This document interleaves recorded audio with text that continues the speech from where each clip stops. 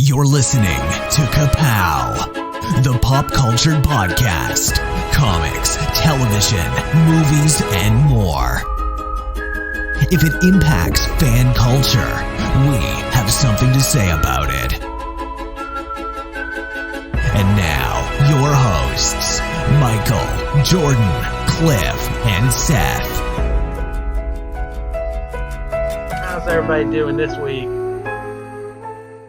I'm a little hoarse. I'm doing pretty good. Remarkably the same as I was doing last week. Shh. My Keep whispering. my lawn boy showed up, mowed my lawn. Trying to make me look bad, huh? Yeah.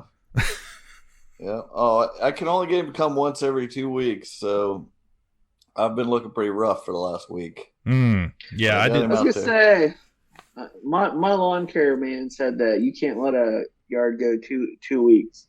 You won't be able to keep it mowed down. You gotta do it every week. You're his bitch too.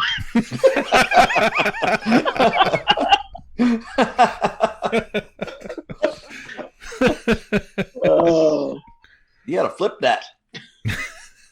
man, I feel right at home. Oh, wow. The boy invited me over for some grilling tomorrow. Nice. We're gonna watch. I know we watched this before, but he bought Flashpoint Paradox or something. We hadn't seen it for years. I was like, I remember not liking that, but okay. So we're gonna watch that tomorrow. So how is it over there all by yourself now? Oh, nice. Man. Sorry to Pretty. It's pretty great. I was illustrating all of the things that were nice about it while he was over here tonight. And no one has shushed you this evening? Yeah. No one. I'm upstairs. Yeah. Not in the basement. That's a good start. Nick was standing there eating all my Reese cups, and I was like, you know what? I thought I've been able to leave those out for the last couple weeks. I had got all the freaking ice cream bars in the box, and then didn't have to. What's funny is what started it out. He was complaining how his girlfriend's been eating all his microwave pizzas. I was like, nobody's eating mine. It's great.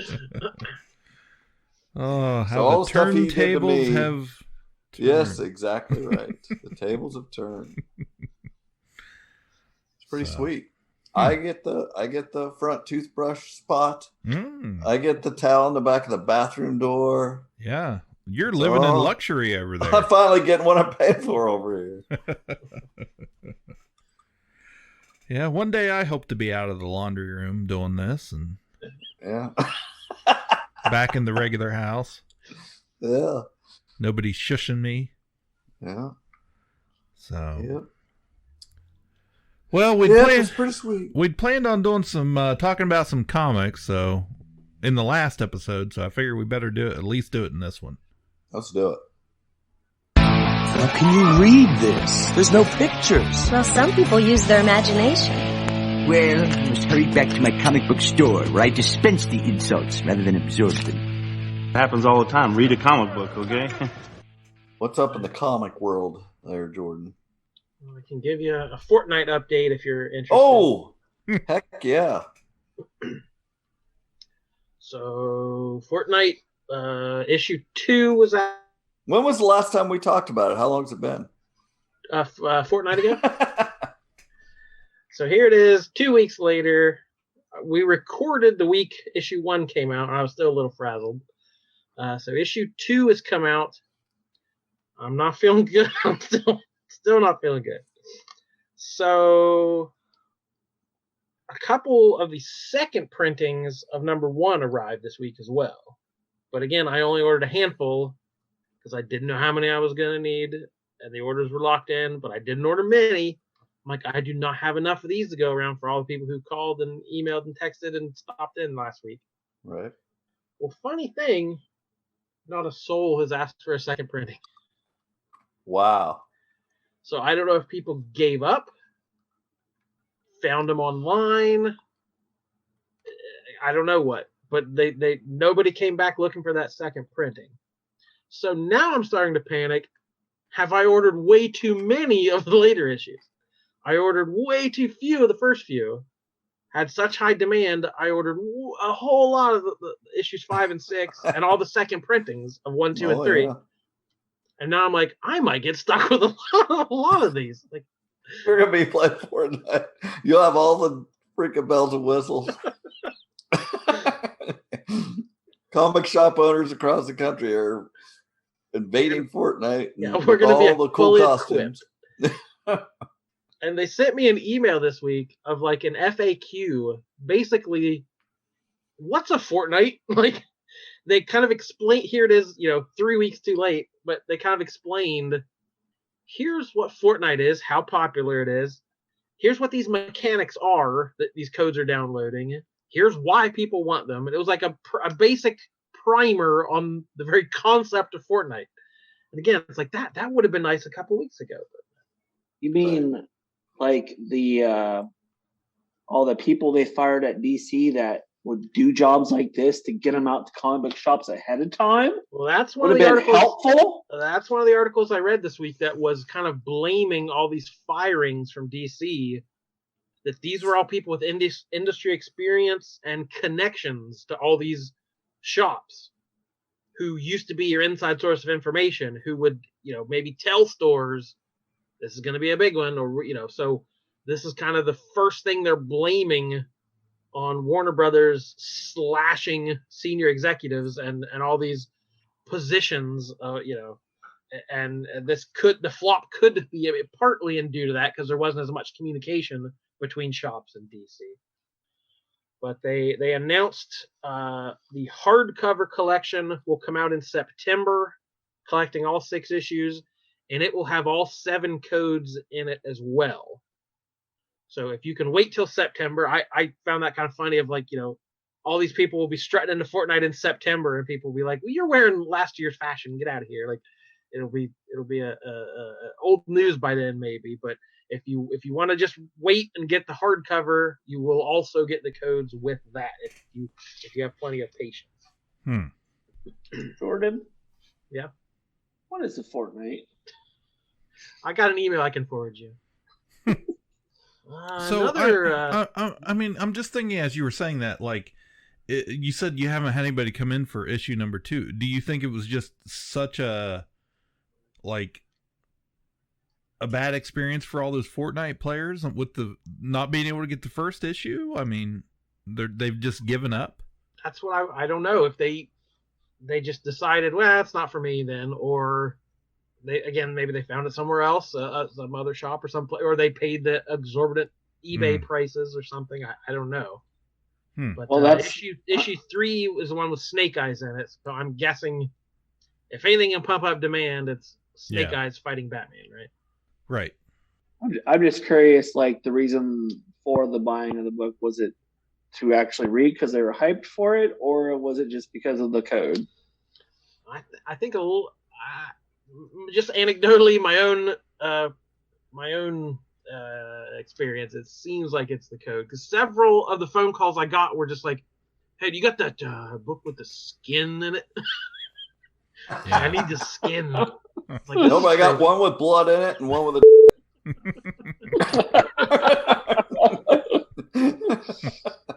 Don't hoard all the skin for yourself. Speaking of super popular things, you remember Spawn? Heard of him? I do. Spawn is blowing up at the moment. Sales on the regular book, issues have gone up to 600% of what orders were before the pandemic. Spawn is now a top 5 title. Whoa. He just set a record. One of the action figures made $3.5 million on Kickstarter. I did see that. I've had several people add it to the pull list. They're hearing this buzz about what's going on. And a lot of it, it just hit issue 300 a couple months ago. So that there was a bunch of hoopla about that. And I've had people they're trying to, I stopped collecting at issue 50 or I stopped collecting at issue 100, and they want to see what they've missed. So there's old fans going back to it, and there seems to be new fans wanting to check it out. I've had a couple young people, because he's been on at least one of the video games. I think Spawn was a character. I don't know. He was in Mortal Kombat. I think. Was it Mortal Kombat? So yeah, I remember a younger kid got to know him through that and came looking for the trades and wanted to know more about him. So yeah, it's a little wild. Compendium came out recently. Yeah, collecting the first, I think, 50 issues. 50, yeah.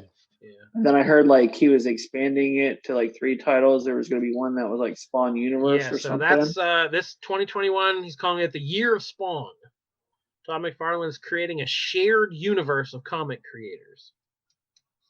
He thinks that it can rival Marvel and DC, putting together multi-characters into an interconnected universe, just like the big two. And his quote was, "The simple question is this: DC Comics started a shared universe in the late 30s. Marvel Comics began theirs in the early 60s. So can lightning strike a third time beginning in 2021? I personally do not have the answer to that question right now. But the only way to get an answer to that question is make the attempt in the first place." So the idea, like, he wants it to be, it's going to start with Spawn, but he thinks other creators and characters can kind of add to it. I guess kind of like the early Image universe where it was all kind of taking place in the same area. But the first couple launching, it's going to launch with a one-shot called Spawn's Universe in June. And then that will spin off into the regular Spawn book on August, King Spawn #1. In October, Gunslinger Spawn. And then later in the winter, The Scorched is a team book of like Spawn's supporting characters. So I don't know. Todd McFarlane's a huge success. He's been very good at what he's done over the years. So I don't want to immediately count him out, but I don't know. I would never have bet on a Spawn revival. And again, we got movie rumors constantly and a movie in the works, so that's another feather in his cap. But they're calling 2021. It's the year of Spawn, so get on board, guys. But not the year that a Spawn movie comes out. Right. So how's that the year of Spawn? It's the 2 years of Spawn. We'll see. And I just saw a book announced that I'm pretty excited about. Coming out later this year. It's called All the Marvels. And it's by Douglas Wolk, Wolk. He is a writer, a critic, a journalist, and a teacher. And he was the author of Reading Comics, won an Eisner, just a prose book about the mechanics of comics and how they are read. But the subtitle of this book is Mutants, Monsters, Monarchs, Mystery, the Beginning and End of the Universe, and 27,000 Superhero Comics.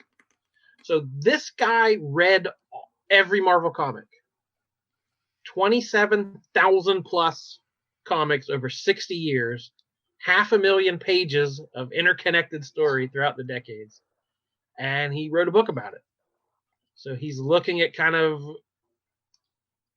how stories changed in that time, and what were the important factors from the 60s till today, and how that parallels American history and our own pop culture and all the patterns and what that how these reflected our hopes and fears throughout all these decades. So I that's the kind of stuff I find fascinating. So I think that could be a really interesting book. Yeah, I like reading that kind of stuff. You're not going to read that. This is a book. Audio version. I'll listen to the audio version. Oh, okay, that counts. I'll Audible. Only if it's like read by Rob Liefeld.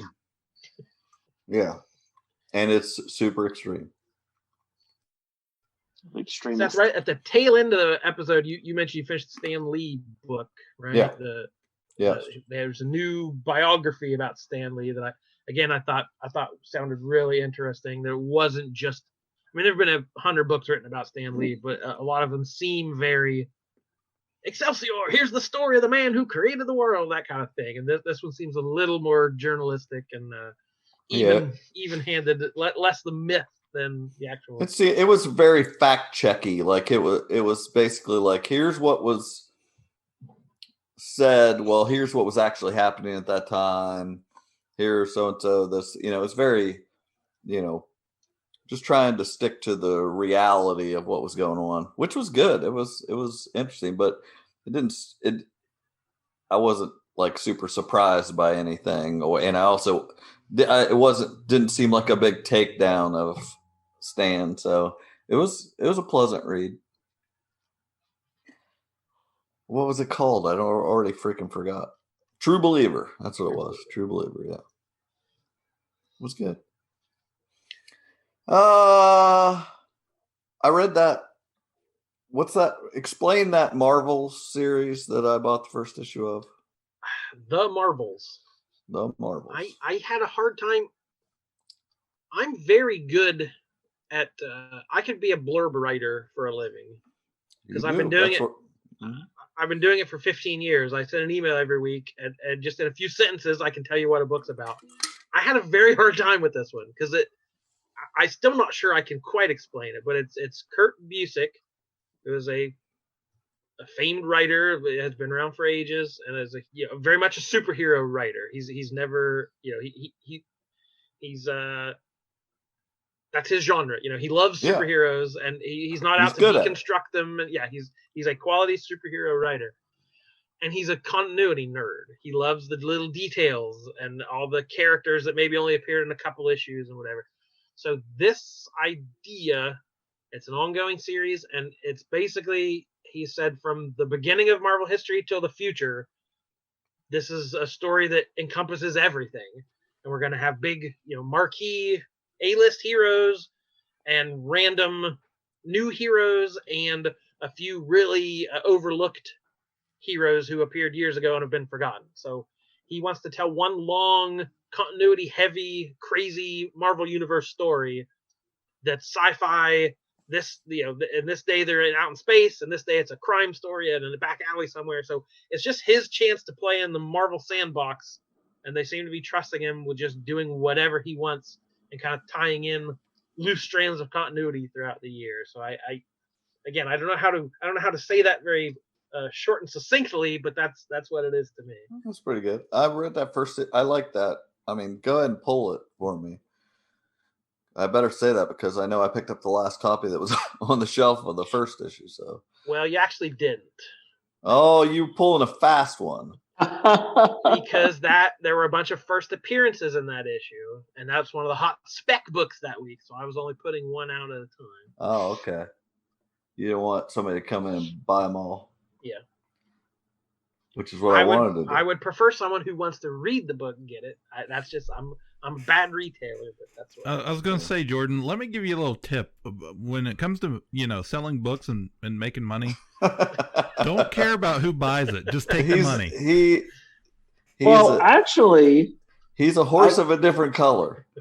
I've been reading when there's been a crackdown on that, like the explosion with like the baseball cards or football cards, whatever sports cards they were, or whatever, that retailers were like starting to crack down and like limit things, and like there's this whole speculation crap is killing.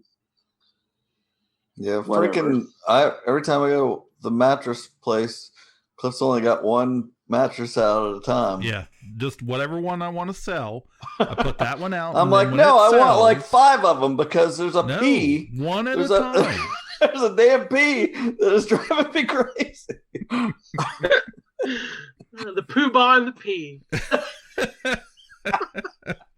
They're on the next Ka-Pow theater. But I'll give you an inside tip here. If there are any speculators listening who are buying comics as an investment, the last DC catalog, they're not worth anything. Yeah, they will not make you money. Now, the last DC catalog started having a logo on all the books that had first appearances. It was like a big arrow, like new character, new villain, first appearance. And one of the covers for a book coming out next week literally has on the cover first appearance of blank, whoever it was. So the companies have caught on that you're out there buying tons of first appearances, and they're starting to put out tons of first appearances to boost sales. So they've caught on. So you got maybe try a different first appearance of Bubbles the Mailman. I was trying to think what else I was reading. Lock and Key just came out. Yeah, that was good. Lock and Key, Sandman, Hell, and Gone. It's just 2 issues. Is it just the second one's not even solicited yet, so I don't even know when the second one comes out.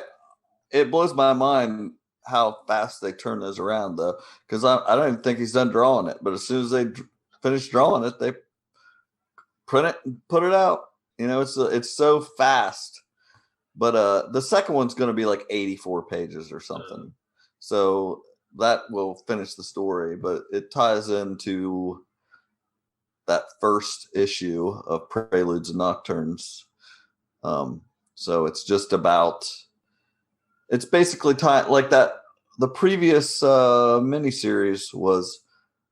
I am totally blanking on what the name of it was. Impale Battalions. Oh, yeah. Impale Battalions Go. It was like where one of the, the family, olden times family Locke that lived in the house, the boy wanted to go use the keys. They had all the keys. He wanted to use them to stop the Nazis or whatever, and they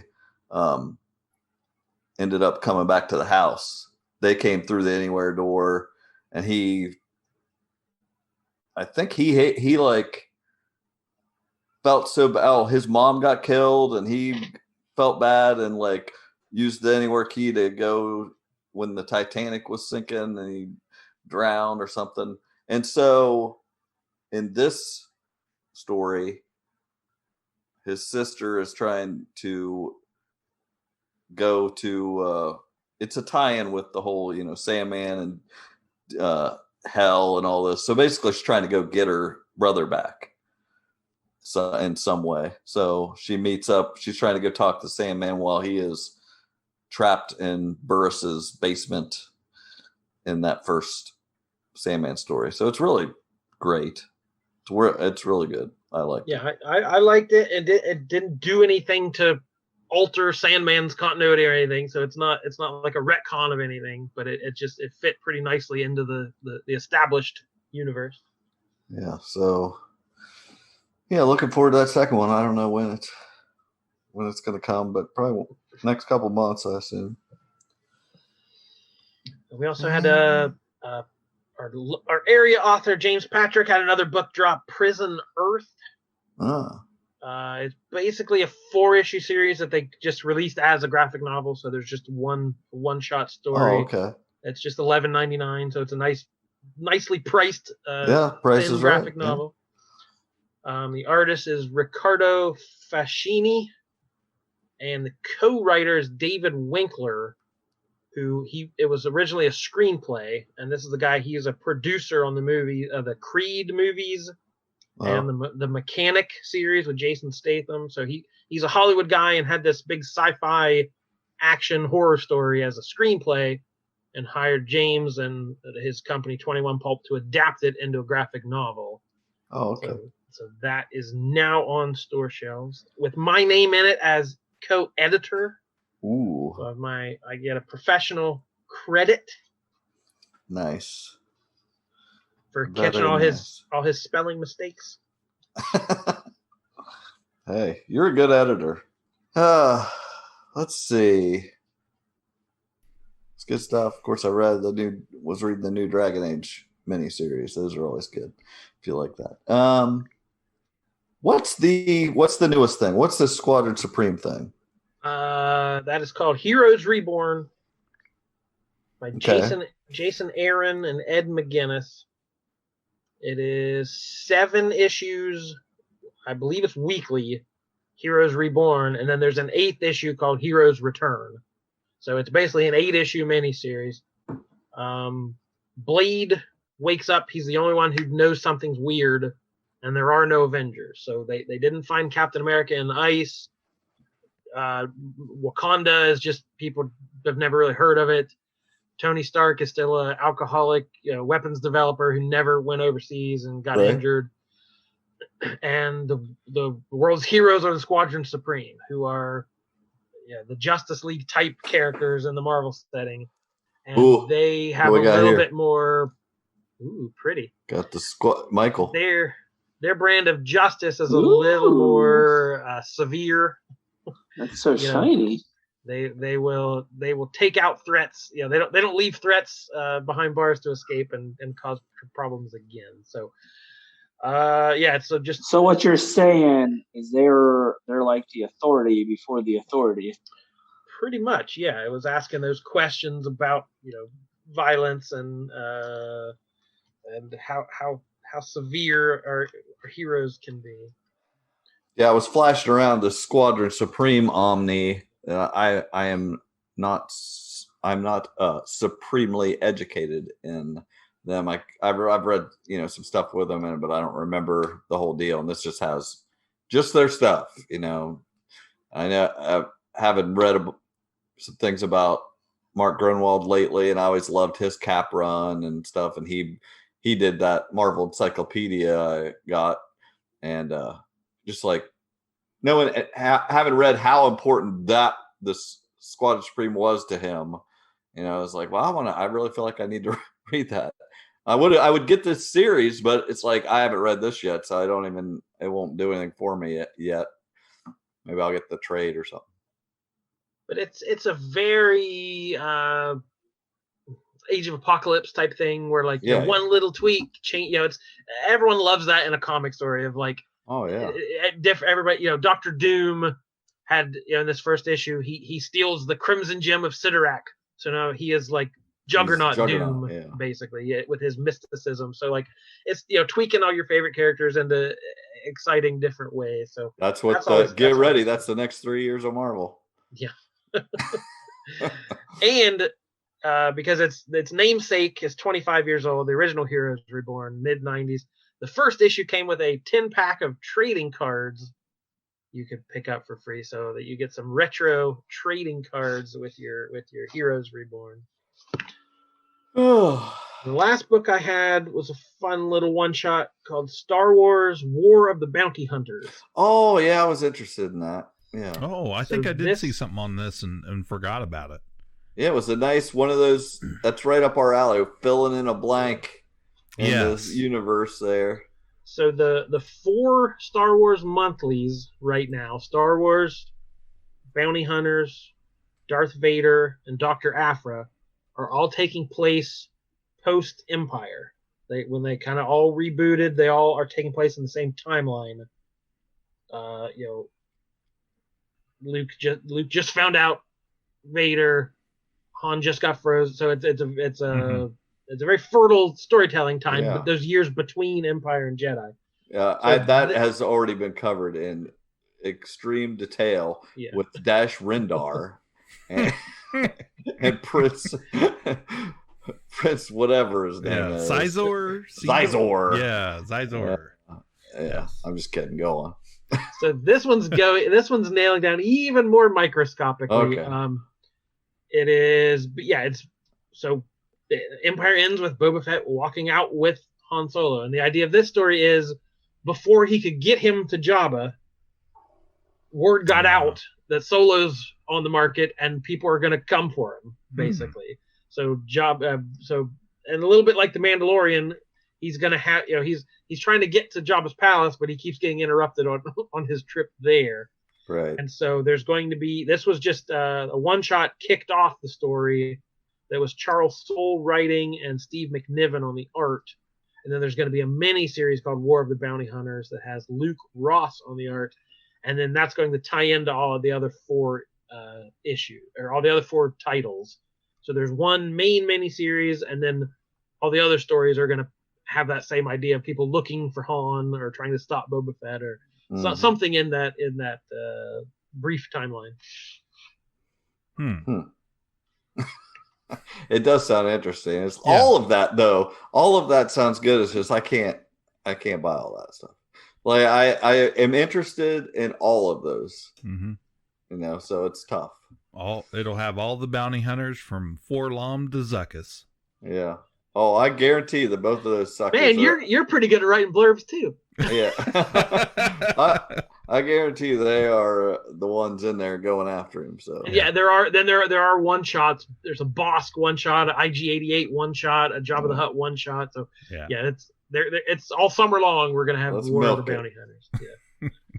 But the big thing from this Alpha issue, he's in an all black Mandalorian suit.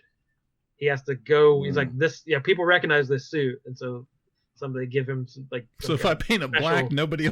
Yeah, so he spray paints it. He goes Snake Eye style and spray paints it all black. So it's the exact same suit, just. No, it should have been a silent issue. That would be awesome. That's pretty cool. More toys. Wow. Yeah, exactly. A lot of variant toys. Yeah. Yep.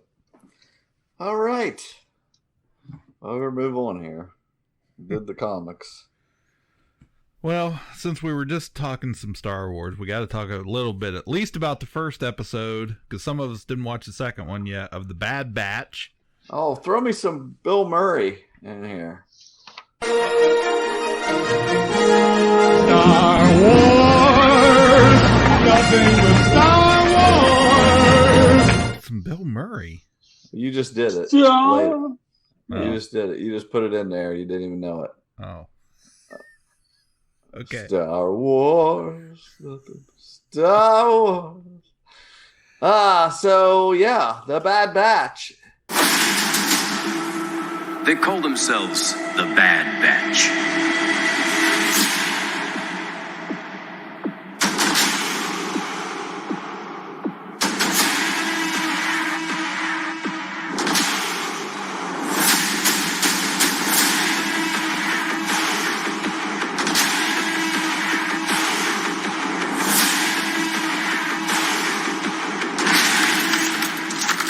The Republic will be reorganized into the First Galactic Empire.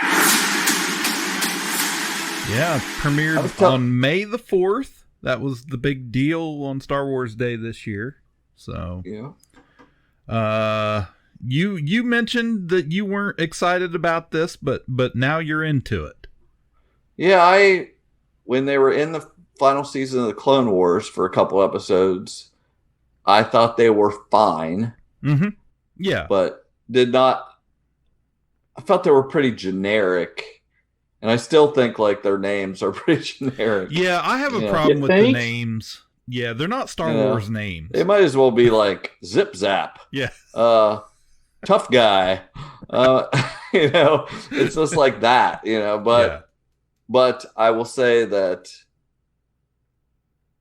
they were fine then, but this first two episodes, and you guys have just seen the first, I won't spoil anything. Yeah. I'll say that in these first two episodes, I had the same reaction I did when I watched the beginning of Rebels. Yeah. Mm-hmm. Within one episode, I was totally into this group. Yeah. Like one episode is all it took for me to be invested in this. Yeah, I totally agree. Because the first episode was really good. It started off with that very traditional, we see the Clone Wars in the red, which was something they started with the last season of Clone Wars, going from the yellow to the red, signifying the Empire coming. And then that burns away to the Bad Batch logo, which I thought was pretty cool. And then we get the traditional Tom Kane voiceover, which really surprised me. Because unfortunately, Tom Kane had a stroke a few months ago. Right. And that pretty much ended his long voiceover career. So this must have been something he had recorded, some time ago. Now, I haven't watched the second episode. Is he in the second episode? I don't even voiceover. I don't remember. Didn't notice it. I don't remember. But the award goes to D. Bradley Baker. Like, not enough credit is given to this guy doing the clone voices. Yeah, like, he is. He is a king, man. That guy is killing it. Yeah. I swear, I don't hear enough accolades for this. To do that. To do that many characters so differently, but yet they all sound the same. Yeah. It's great. He's great at what he does. So, in the first episode, like I said, overall it was great. There was a little backlash, a little retconning from the Kanan comic book that had come out like a couple years ago. that kind of the Kanan canon. Yeah, the Kanan canon. That it had told part of the story. You know what happened to him and his Jedi. Depa Balaba. She was in some of the scene in the prequel movies, the live action. But it told one story, but then this kind of gave a different version of that story. There were some differences. I don't know what the version in the comics was. I kind of looked it up. In the original comic, when Order 66 happens and the clones attack them, it was a story where it took place. I remember when that happens on Kashyyyk. Yeah, Kashyyyk. But when that happens, it went from like day to night, going from the comic to the show. Her lightsaber changes color from the comic to the show, and those were the big noticeable. Like Star Wars nerd was, So that seems weird that they would not. Well, have those details right. It's gotten a little backlash from people, still pissed off about Disney doing away with the EU because they couldn't keep it all straight. And now they're saying, oh, look at Disney. They're doing the same thing. They're not paying any attention, not keeping all their ducks in a row. Now they're retconning. So it's gotten some criticism. I'm whatever with it. I mean, it's not that big of a deal. Like, yeah. Well, I haven't read that stuff anyway, but I think it was a mistake to ever just say that all the comics are canon and all this. I do too. Just don't bother saying that. Don't make promises you can't keep. Right. George had said at one point, it was made a big deal that, well, the shows and the movies are canon, but everything else is just entertainment. So if you want to go with George, price of admission, folks, it was all worth it. If you want to go with George Lucas and stick with what he said, then just do that. Anyway, yeah, it's basically an Order 66 plot, which is a great kicking off point where we get to see what, that's why this Bad Batch is created, is so they can tell this story that they've already told a little bit with Rex and stuff. And now they can say, hey, what if a whole group of them, or almost a whole group of them, is unaffected by this? What will they do? And I just love the stuff with Crossfire and all that. And then whoever this Omega is, if this is someone I'm supposed to know it is, don't tell me. I don't know what this character is supposed to. Well, I certainly have a theory. I don't want to hear it. That matches a lot of other theories out there. So yeah, I'm sure there is, but right now I'm still pure. Okay. I don't know what. So according to the show, all we know is she is a female clone. Yeah. That's it. And that we know that, I mean, I'm not naive enough to not think there is something to it. Mm-hmm. There's a purpose for this clone was made. What is ultimately she's supposed to be. Yeah.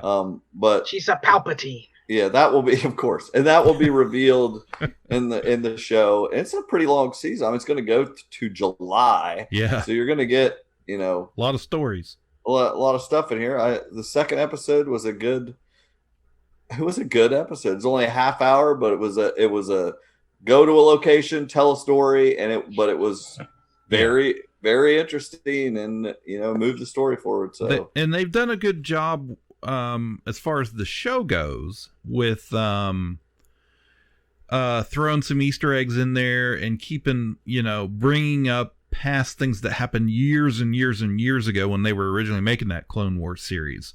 Bringing that back was a characters. question I had about this, is watching that first episode. Like, I really enjoyed and loved it too, but I almost felt like you needed to go back and watch the Clone Wars animated show first before watching this. Well, I had just a few months ago watched the entire Clone Wars series and the entire Rebel series to get ready for the final season of the Clone Wars, then watch that, and now this. So I'm up to date. But I think, Michael, to make it hit on your point, I think if you just went back and watched the last season of Clone Wars, you would be perfectly fine. Yeah. Yeah. So, okay. But yeah, other than their dumb names, Tech and Hunter. Tech just makes me cringe. Just what a name, Tech. Yeah. And why does Hunter have? He's got like a full like mullet, lush, lavish hair. Yeah, I like that. I like his look. Like he's just freaking Rambo. He looks like Rambo. Yeah, got the freaking knife in his thing. I mean, it's cool though. I just hate his name, Hunter. Hunter. Well, I was thinking of like the guy from Metal Gear Solid when I saw. Yeah, he looks like Solid Snake. Yeah. You're right. Yeah. But why does he have all that hair?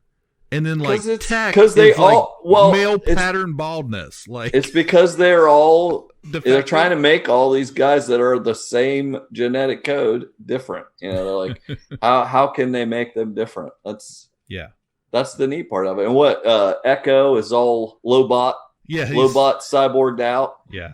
Which is cool. Yeah, the Clone Wars as a show, Filoni did a really good job of showing that was the improvement from the original prequel movies. Is the clones, they gave them names and personalities to show that they were individuals. They wanted to be individuals. And then in this show, at this point here, they're now Order 66 happens, and the Empire has taken over their brains, and now they're becoming more. They're going by numbers, and they're all in sync and taking orders, and they're slowly taking away all the personality from the clones. That is one thing I thought of watching that first episode of when I'm not going to remember any of the guys' names, but the head honcho of the Imperial, whatever his name was, when he was Tarkin, when he was talking about the production of the clones with the people that make the clones, I immediately thought of, because he's complaining about how much they cost, and I could see, because there's that running joke about the clones or the stormtroopers not being able to hit anything. So basically he renegotiates a deal with him, and they end up giving them subpar clones for you get what you pay for. Yeah, that kind of thing. Yeah. So yeah, it's pretty interesting stuff. Pretty entertaining. It cracks me up in the show how quickly everything changes, because we go from like, there's just all of a sudden all this Imperial stuff. Like, did they just have Imperial stickers ready to go to slap on everything? Magnets? Yeah, magnets. So. Hell yeah. Anyways. It's good. It's as good as you can hope for. It's not like, this is the best thing ever, but you want some Star Wars content, this will scratch that itch. It's good. And it takes, like we said, it takes place in a time period in Star Wars that we don't have a lot of stories. Yeah, we want to see more of that. We finished up the Clone Wars, getting into that. It's like we want more of that. Yeah, before Luke and Leia stuff, in between, in between Anakin and Luke and Leia. So we're getting those stories now. It's a good thing. Yeah. I will say Disney cannot freaking lose these days with all the stuff they keep putting out.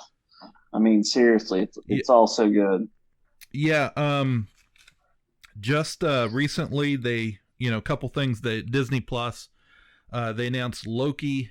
The series has been moved up to June 9th, so they're going to release it a couple days early. Just today, they announced Muppet Haunted Mansion, I guess it's a new Halloween special coming this fall. Taking the Muppets and, arguably the most popular ride in their theme parks, the Haunted Mansion, mashing them together and making something great, I'm sure. Pixar's Luca is coming out, Disney Plus, June 18th. So yeah, I mean, you're right. They have a lot. They just keep, producing content, and it's all worth it. I just watched yesterday, discovered that new Simpsons short on Disney Plus called The Force Awakens from its nap. Did anybody catch this? I didn't realize it was even new. I thought it was just something they were putting that had already been around. Well, maybe it wasn't. Maybe it just hit Disney Plus. I'm not sure. It's the first time I had seen it. But yeah, Maggie goes on a quest for her lost pacifier. Marge drops her off at Jabba the Hutt's Jedi preschool. So, and it's just full of a lot of fun Star Wars references and jokes in there. So, but it was good. Did everybody watch the behind the scenes Falcon and Winter Soldier assembled? Marvel Studios assembled making of Falcon and Winter Soldier. I haven't watched it yet. I almost clicked on it last night, but instead I watched that Star Wars thing a couple times. It's interesting. I don't think it was as insightful as the one they did for Wanda, where that's they what I had heard. The actors so much, but a lot of the effects work and stunt work that was. I really love that they call it the pre-visualization. Basically, they film stuff with stunt people and a bunch of really cheap animation that looks like a PlayStation 1 video game of like how, okay, he's going to punch this way and he's going to do a backflip, and it's all the stuff they do to just see how it flows. And they showed a lot of that, like the truck chase scene and the helicopter, the guys with the aerial team jumping out of the helicopter. It's like to see these really janky special effects of this huge Marvel thing was really fun. But it had some neat stuff, and they talked directly about it had Anthony Mackie talk about I'm a black man from the South, and this is my story, and like it talking about we're going to talk about this stuff and how the show went tackled these issues head on. And so it was again not a world of new information, but some interesting and fun behind the scenes stuff.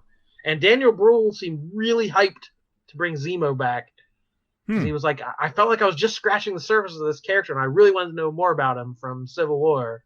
So he was really, really happy to get a costume as well. So. Heck yeah. I've been watching some stuff. I watched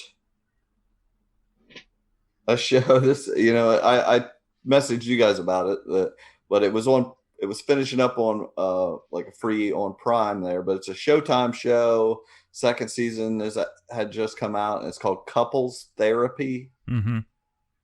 And it's basically just a therapist that does couples therapy, and they set up cameras in her office and have couples that have agreed to have their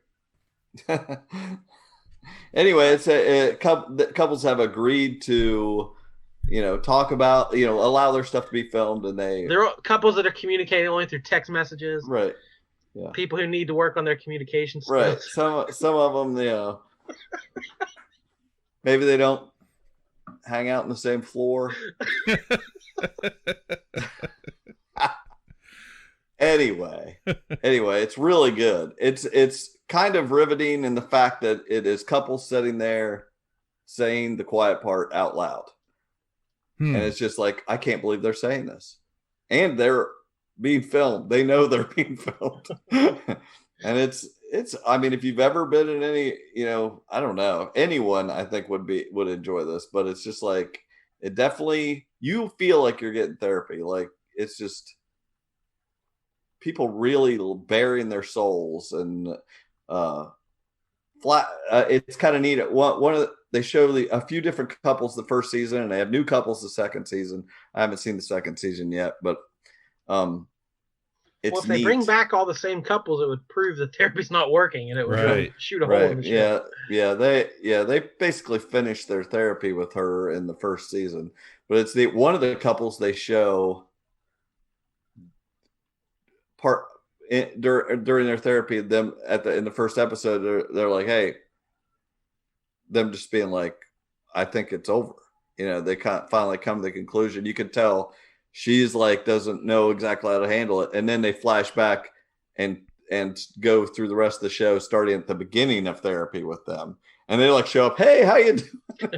It's like, and at some point they're ready to break up, but what's neat is she goes and she has like her mentor that she goes to, and is kind of getting a little therapy about giving therapy, and just like dealing with the fact of how much control she has over their lives. And if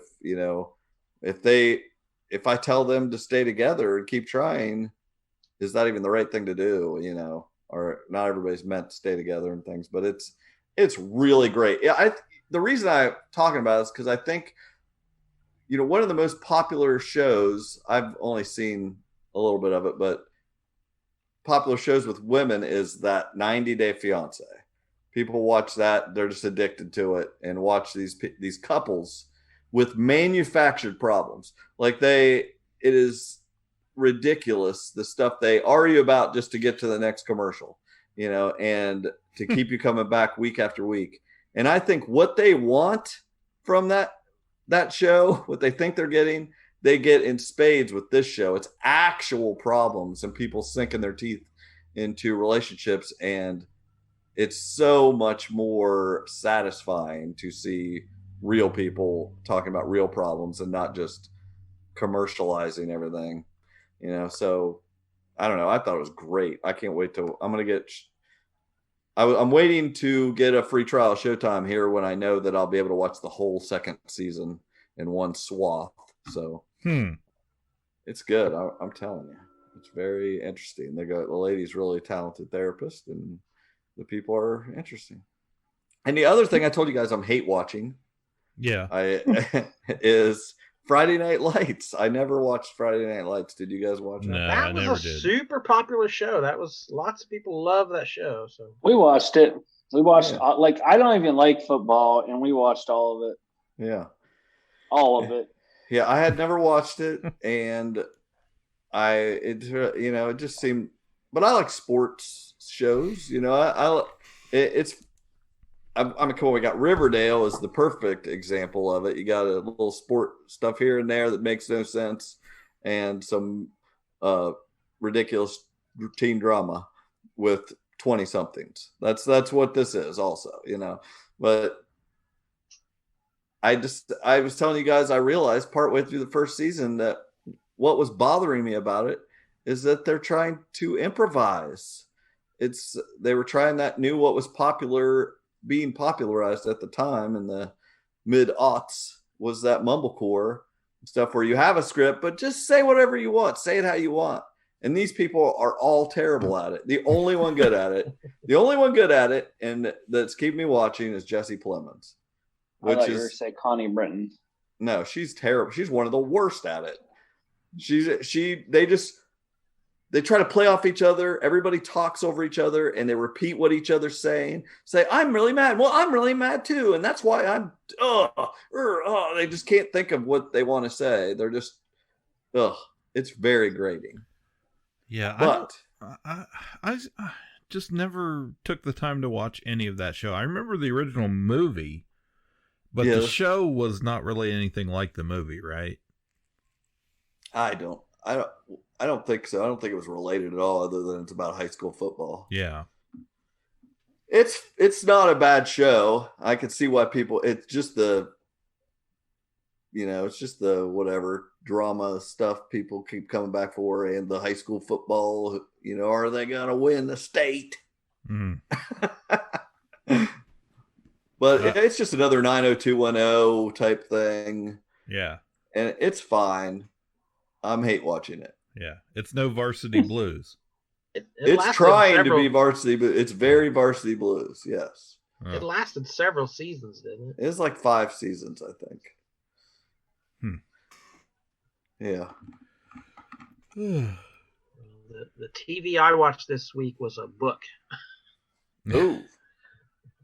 Elmore Leonard's City Primeval, High Noon in Detroit. This is the novel they're supposedly turning into a new series at FX from the producers and writers of Justified. And there's been a rumor that Timothy Oliphant might return as Raylan Givens, his character from Justified. So I love Elmore Leonard books, and this one I didn't have, so I picked it up. I wanted to see what it was about. It's a crime story about a homicide detective, Raymond Cruz, which is a problem because I don't know how you could have a Raymond and a Raylan on the same show, but they'll have to work that out. But it's very of its time. The little blurb. Again, speaking of blurbs, when a psycho killer gets off, a lady lawyer gets pushed and a cop gets mad. It's a showdown. Odin doesn't like a lady lawyer. It's a lady lawyer. And it's very much that, like, she's a tough as nails lawyer, but she's got a soft heart, and he's gonna win her over. But so it's the plot's a little bit dated like that, but he's a good this detective. He's a good character. Has some really Raylan Givens vibes as far as, like, he'd rather just handle it with a shootout, at the end. But it was a good book. I could see it being a serialized story with a different setting. Justified was Kentucky. This would be, inner city Detroit. So let's hope that gets made. Michael, what was that show you were watching tonight with the women? Yes. Guys, did you know that there is a word that surpasses forever? It is called five-ever because it's for a very long time. Wow. If you actually look, like, I looked this up, it is actually in the dictionary, five-ever, because it is longer than forever. But anyway, there is a... Not the real dictionary. No, I think it's in the real dictionary. But anyway, there is a new show on Peacock called Five-Ever.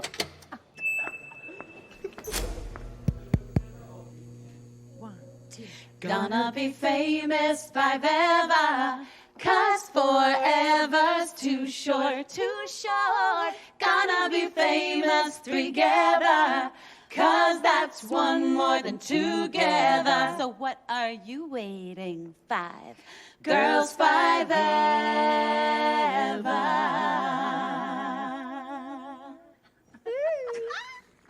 And it is a joke play comedy. Tina Fey is the executive producer, and it's like a Spice Group girl that had their heyday, and they're trying to come back together and do it over again, and kind of the hijinks and stuff that happens with it. It's also got Sarah Bareilles as one of the five Evas. There's only four of them because one died. You could be the fifth Eva in a infinity pool accident, evidently. Wow. Is this like Working Moms? Wow, that is so... Wow. An infinity pool accident in five-ever. That is so on the nose there. It's a lot of tongue-in-cheek humor. It's funny. I've laughed a couple times. I'm not gonna lie, I'm enjoying it. Whatever. Yeah, I like some of those shows. End up being pretty good. Michael's on the Working Moms bandwagon too. I love Working Moms. Yeah.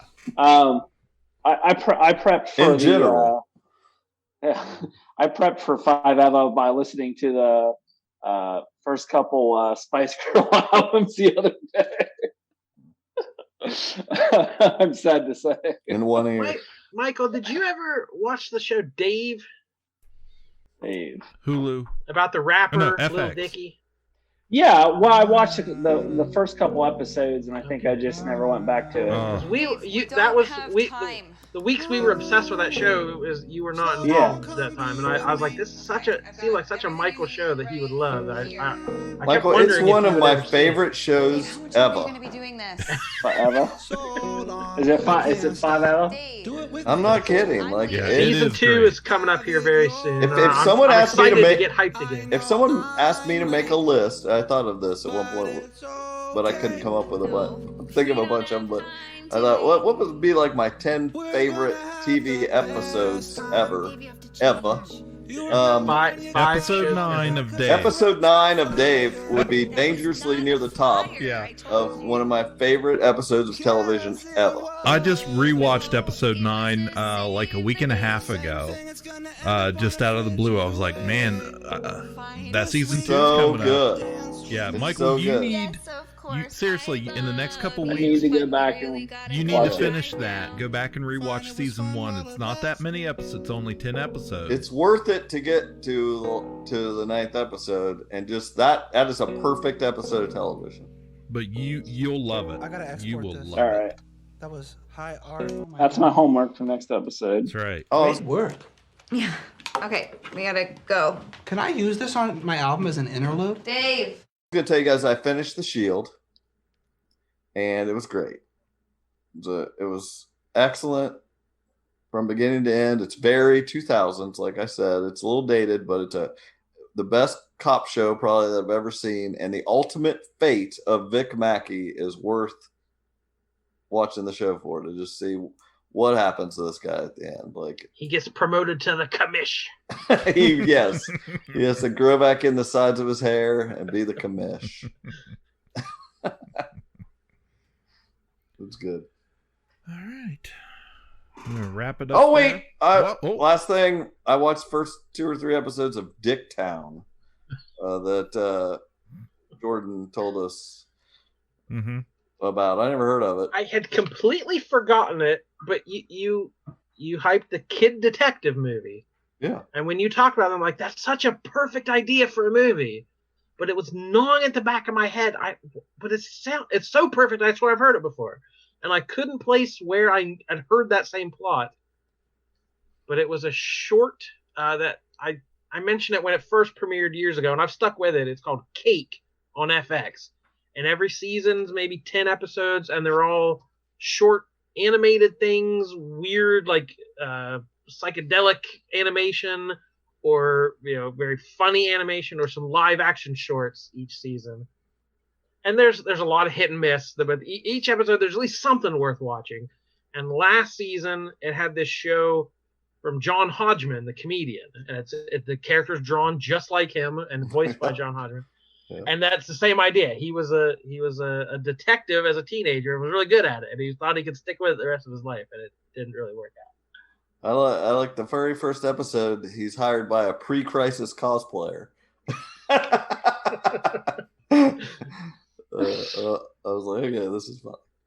So that show, it was on Hulu then? You could get that? Yeah, I watched the first 3 episodes. They're it's that whole first 10 episodes is all there is, I think, and you can watch them all. I'm gonna burn through them here. Yeah, I'm sure I'll talk about it maybe in a couple weeks here, but I just caught the first couple episodes of season 3 of Shrill, Hulu original. Yep. It's on the front page right now. Yeah, 80 Bryant series. Just I'm this far into it, I figure I might as well see how it ends up. So, and the first couple episodes were good. So she's very awkward, but very funny and insightful and intelligent character. So we'll see how it ends up. Cool, guys, we did it. We did it again. Get over here! Shh. That's exactly right. Yeah, you're tough now. You gotta leave the safety the green screen sometime tonight. Yeah. I'm the toughest Michael K. Easton. I am Jordan Lowe. Cliff Barnes. Death by forever. Ka-Pow, the pop cultured podcast, is intended for entertainment and information purposes only. Sounds, music, and clips played during the podcast are property of copyright holders. All original content is property of www.udamwithkpp.com. If you enjoyed this podcast, please subscribe and leave a comment. Ka-Pow, the pop cultured podcast, is available on Apple Podcasts, Google Podcasts, Podbean, Spotify, and wherever podcasts can be found. You can connect with us through social media on Facebook, YouTube, at the Ka-Pow Podcast on Twitter, or email the show, Ka-Pow, the pop cultured podcast, @gmail.com. If you really want to go the extra mile, please sign up to be a patron through the Podbean app or our website, www.udamwithkpp.com, to receive special content and early access to some episodes. We are grateful to anyone that chooses to contribute, but please know that most of our content will always remain free. So please continue to like, comment, and share.